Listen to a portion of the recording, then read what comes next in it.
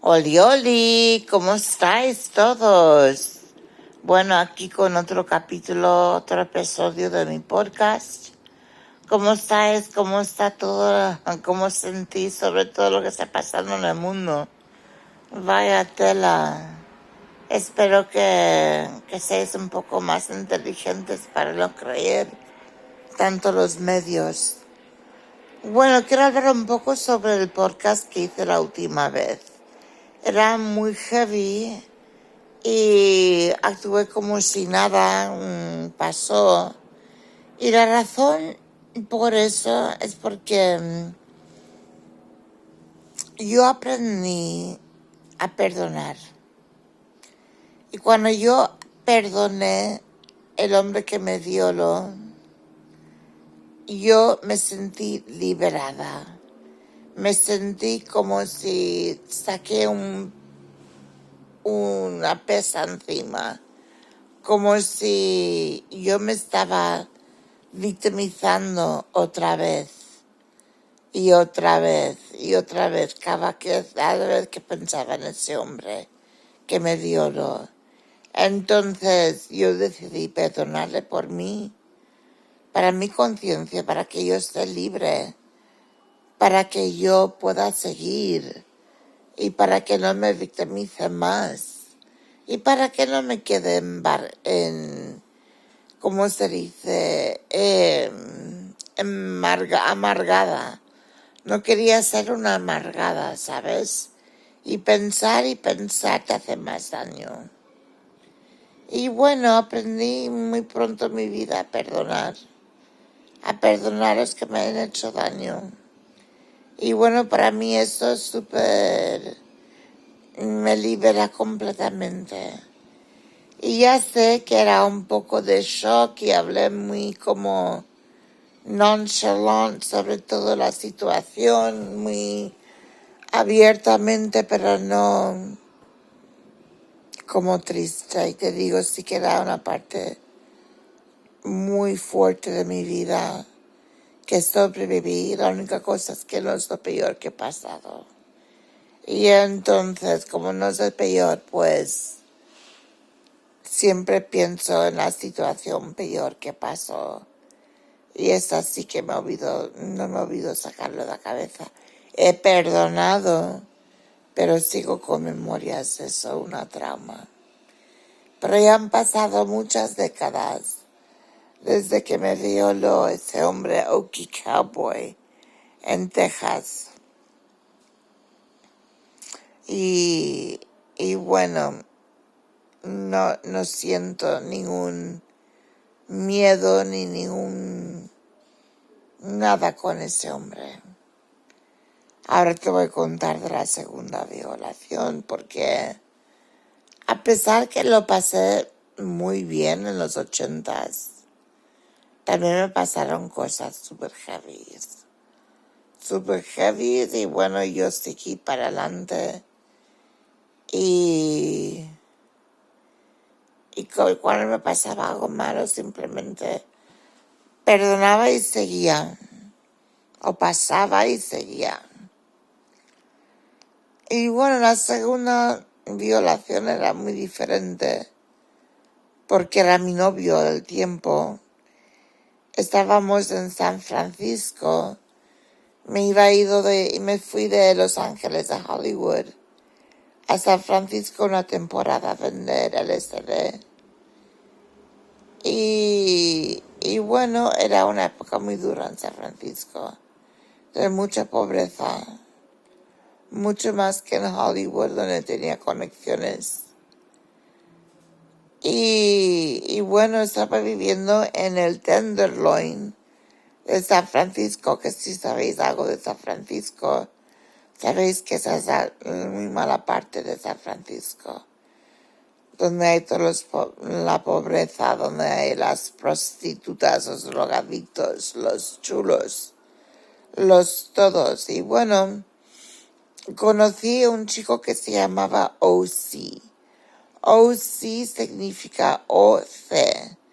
O.C. es el condado de Orange en California, que es en el sur de California. Yo estaba en el norte. Y él era de allí y le llamaron como de donde venía, O.C.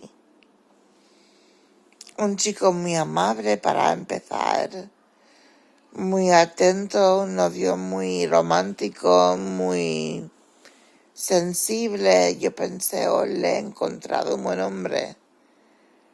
Y bueno, como pasaba el tiempo, él se drogaba con crystal meth, con metanfetaminas. Y bueno, yo empecé a hacerlo con él. Y empezamos a vivir juntos en un hotel, que uno de esos hoteles que son muy chungos, que tienen un lavabo en el pasillo para todo el mundo. Y bueno, estábamos en una habitación con una mini cocina, una pica, y el lavabo estaba afuera.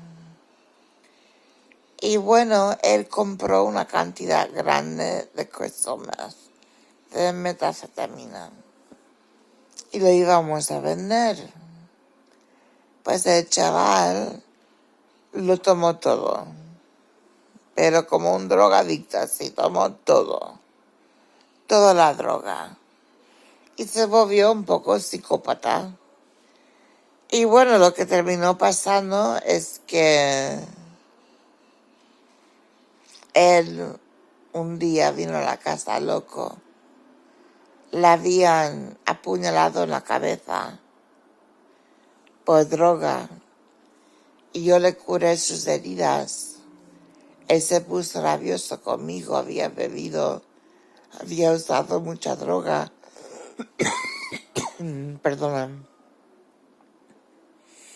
Y me pegó a hostias, me violó y me puso como su presa en el armario. Yo estuve en el armario por 3 días. Era una de las peores cosas que he pasado en mi vida. Tenía que hacer mis necesidades ahí adentro del armario. Él no abría. Me dio una botella de agua y ya está. Era horroroso. Era terrorífico. Porque yo le escuchaba afuera destruyendo el hotel, o sea, tirando todo por todos los sitios, rompiendo la cama, rompiendo muebles, rompiendo espejos, rompiendo todo. O sea, el tío fue totalmente psicópata y empezó a hacer cosas súper fuertes. Y bueno, yo me quedé tranquila, calladita en el armario. Después de 3 días y sus ataques de pánico, vino el gerente del hotel porque había mucho ruido. Abrió la puerta, dijo hola, hola, y yo grité. Y al gritar, él me sacó del armario.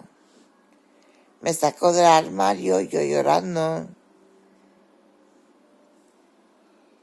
Y me había violado de una manera tan violenta,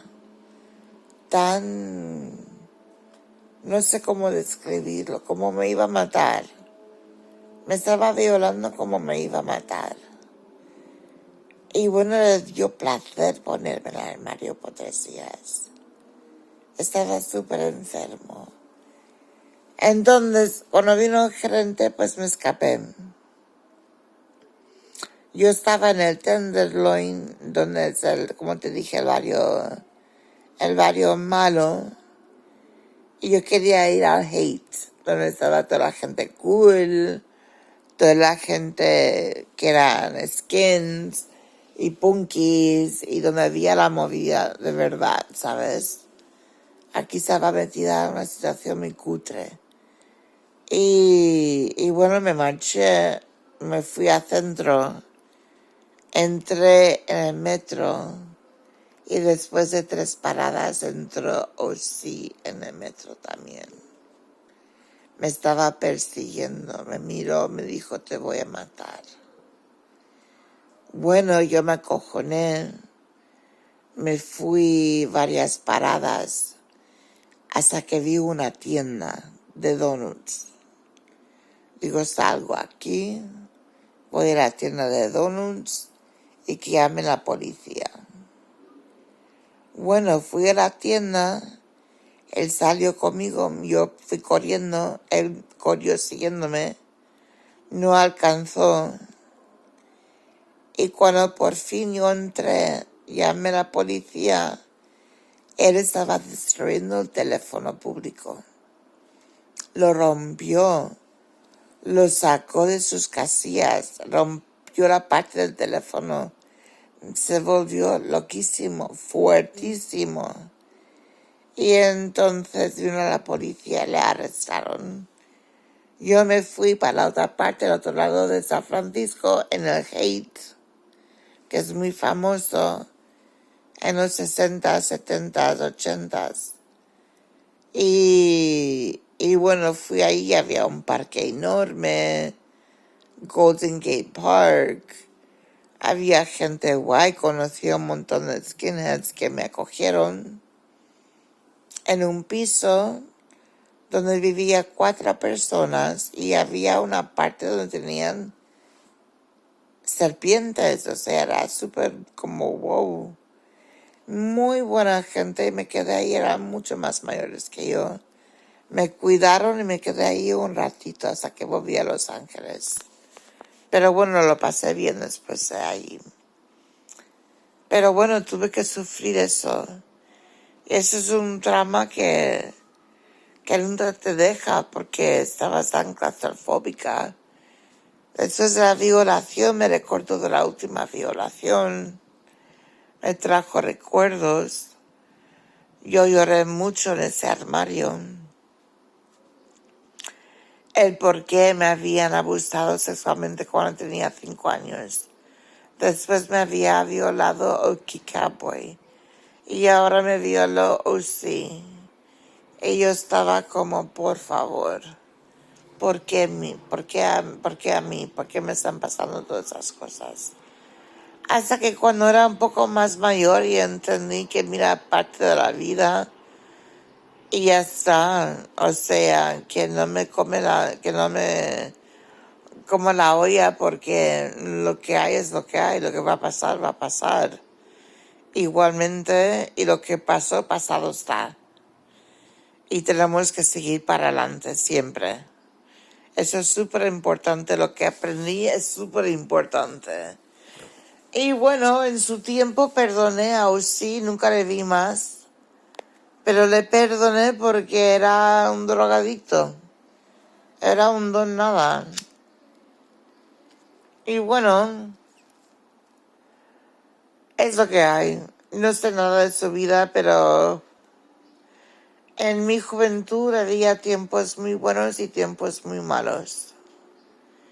Y bueno, no era hasta la siguiente violación donde de verdad tuve una trauma. Esa violación os contaré la próxima vez.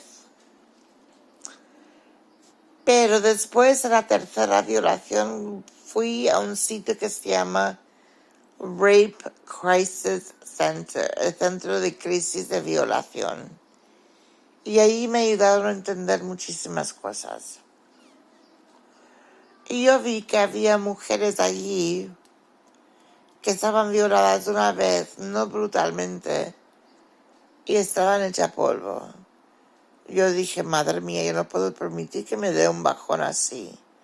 Así que yo voy a luchar por estar bien, feliz, positiva y cuidarme mejor. Y bueno, es lo que hice. Ahora, en mi vida he tenido date rapes, que es cuando sales con un chico y te viola o te droga o lo que sea. Pero no es como una violación, es como te obligan, no sé cómo explicarlo. California, Hollywood era un sitio muy extraño en esa época, en los 80s. Los hombres la sexualidad eran muy como el sexo muy abierto, era el tiempo donde descubrieron el SIDA. El sexo muy abierto, sin protección, o sea, da miedo. Da miedo pensarlo ahora. Pero bueno, uno aprende de sus equivocaciones. También aprende de la gente que le ha hecho daño. Y yo creo que eso es mi mensaje. Que puedes sobrevivir todo pensando en positivo y que cada negativo tiene un positivo. Y que tienes que venir al ciclo completo para curarte. Y eso es lo que pasó conmigo. Yo actué así. Y bueno, cada cosa pasa por una razón. No sabemos por qué, pero pasa. La vida es muy extraña. Yo ahora, décadas después, reflejo mi vida como una película. Y hay cosas tan positivas y hay cosas tan negativas. Pero ¿sabes qué? Yo no lo viviría de ninguna manera diferente porque soy quien soy por lo que he vivido. Y tengo una mente muy abierta y un corazón igual de abierto a amar a todo el mundo, a reconocer que hay gente que tiene problemas, que hay gente enferma y entender la humanidad a un nivel más profundo. Y eso me gusta. Yo puedo hablar con la persona de la calle, la peor persona de la calle, y puedo hablar con el abogado más rico o un tycoon más rico del mundo. Así que ¿cómo se dice? Ese nivel de poder cambiar y poder hablar con todo el mundo me beneficia en muchas maneras.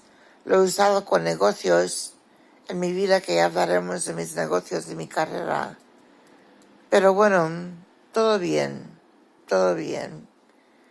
Cuando te pasan cosas, tienes que analizar y pensar, aún estoy viva, tengo un techo, tengo comida, tengo mi vida, tengo mi salud.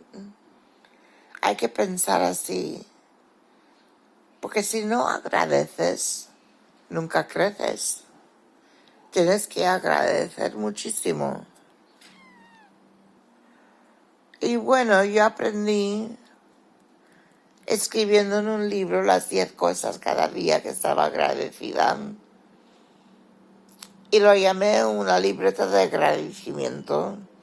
Y esto me ha ayudado mucho a cambiar el chip de las violaciones, de la violencia vivida contra mí y la que yo perpetué.